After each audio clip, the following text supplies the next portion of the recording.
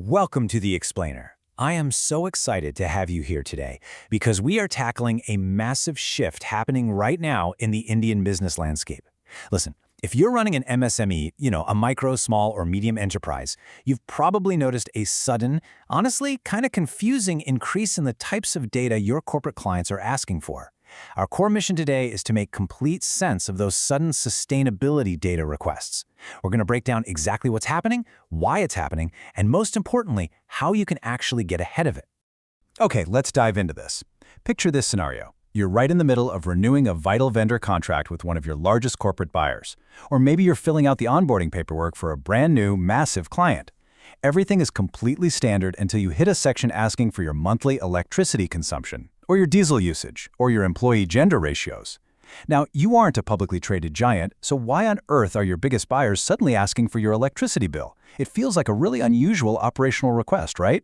Well, it's actually part of a massive regulatory wave, and understanding it is going to save you a ton of future headaches.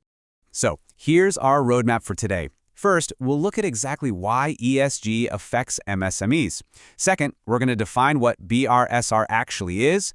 Third, we'll map out the specific data your buyers are going to need from you. And finally, we'll wrap up with a really practical MSME action checklist.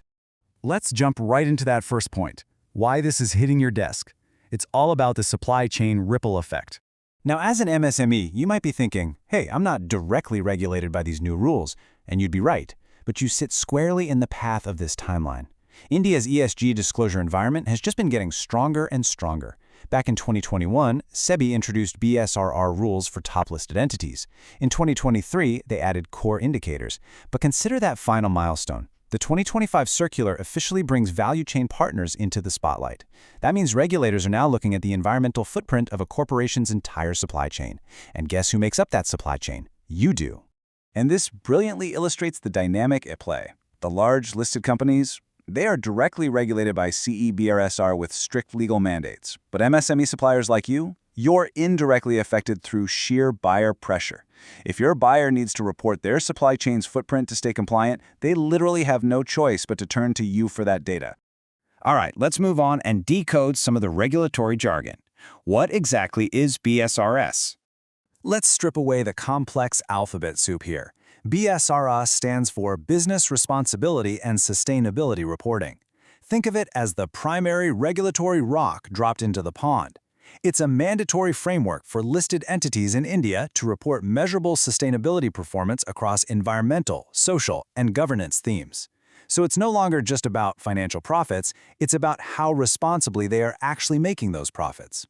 And it gets even more specific with BRSR Core. This is a smaller, assured set of key ESG indicators required by SEBI.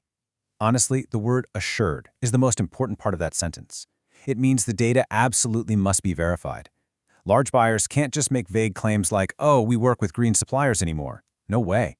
They need hard, verifiable numbers to prove it to regulators. So the crucial point we arrive at is this concept: value chain ESG disclosure. This is the practice where companies collect selected ESG data from their suppliers, distributors, everyone.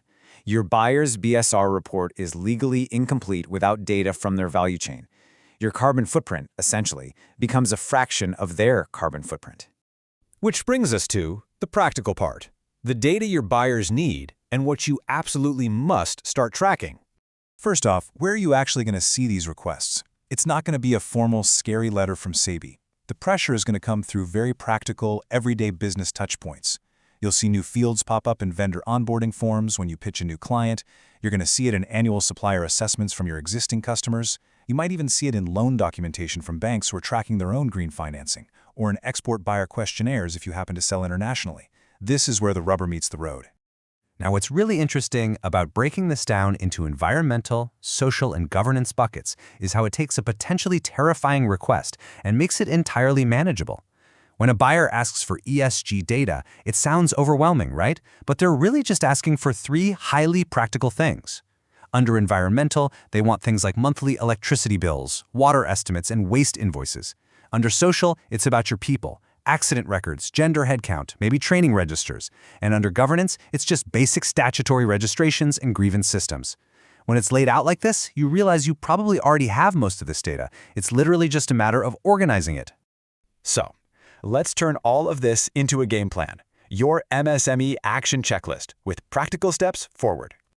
Here is your empowering step-by-step checklist to get way ahead of the curve. Step 1. Identify your top 5 buyers and proactively ask if they have ESG requirements. Don't wait for them to ask you.